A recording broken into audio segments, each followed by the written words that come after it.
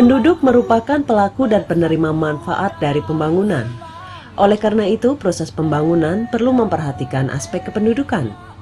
Ketersediaan data dan informasi kependudukan yang mencakup jumlah, komposisi, dan distribusi penduduk mutlak dibutuhkan pemerintah, swasta, dan semua pihak dalam perumusan kebijakan dan pelaksanaan pembangunan. Sensus dan survei dilakukan sebagai alat pengumpul data masa sekarang dan masa lampau. Sedangkan untuk memenuhi kebutuhan data penduduk masa depan, diperlukan proyeksi penduduk. Proyeksi penduduk Indonesia disusun berdasarkan hasil sensus dan survei dengan mempertimbangkan asumsi fertilitas, mortalitas, dan mobilitas. Badan Pusat Statistik telah menyusun proyeksi penduduk berdasarkan sensus penduduk dan survei demografi dan kesehatan Indonesia. Kemudian untuk memenuhi kebutuhan data bagi keperluan rencana pembangunan jangka menengah dan panjang, Kemenkukesra, Kementerian PPN, Bappenas, Kemenkes, BPS, BKKBN, para pakar, dan UNFPA bekerja sama dalam penyusunan proyeksi penduduk Indonesia 2010-2035. Semakin besar jumlah penduduk, semakin tinggi pula beban pembangunan jika tidak ada upaya peningkatan kualitas sumber daya manusianya. Namun sebaliknya, apabila jumlah penduduk besar dengan diikuti peningkatan kualitas sumber daya manusia yang tinggi, hal ini akan menjadi modal yang kuat dalam pembangunan Indonesia. Dari proyeksi penduduk dapat diperoleh berbagai data dinamika penduduk. Selanjutnya, dapat diperkirakan dampaknya terhadap berbagai sektor pembangunan dan pelayanan publik.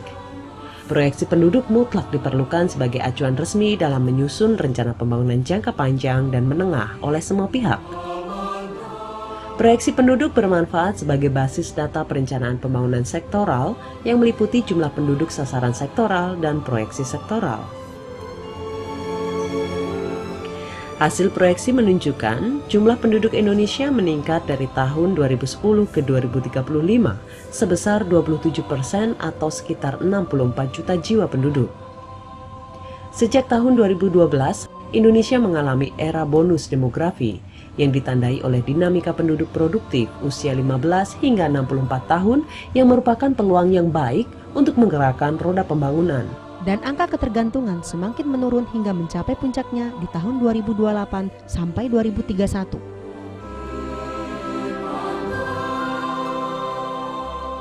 Bonus demografi dapat dimanfaatkan dengan kebijakan yang tepat melalui peningkatan kualitas sumber daya manusia dan perluasan kesempatan kerja. Penduduk usia lanjut akan terus meningkat dan mengalami penuaan penduduk mulai tahun 2020. Jaminan sosial dan pelayanan publik menjadi prioritas. Selain itu, intervensi kebijakan yang berbekal data proyeksi penduduk akan menghasilkan pembangunan sektoral yang lebih terarah dan tepat sasaran, terutama untuk pembangunan sektor pendidikan, kesehatan, keluarga berencana dan kesehatan reproduksi, ketenaga kerjaan, pangan dan pertanian, serta ekonomi. Pentingnya proyeksi penduduk untuk perencanaan pembangunan telah digagas oleh Profesor Widjoyo Nitisastro. Beliau melihat pentingnya aspek penduduk diperhitungkan dalam pembangunan di Indonesia dan menekankan pembangunan harus berwawasan kependudukan. Buku proyeksi penduduk Indonesia ini dapat dimanfaatkan sebagai acuan perencanaan pembangunan, baik oleh kementerian, lembaga pusat, daerah maupun seluruh pemangku kepentingan. Buku ini berguna sebagai referensi dalam penentuan target-target pembangunan, seperti tingkat pengangguran dan tingkat kemiskinan. Di samping itu, buku ini juga bermanfaat dalam penyusunan kebijakan serta program-program peningkatan kesejahteraan rakyat secara lebih efektif.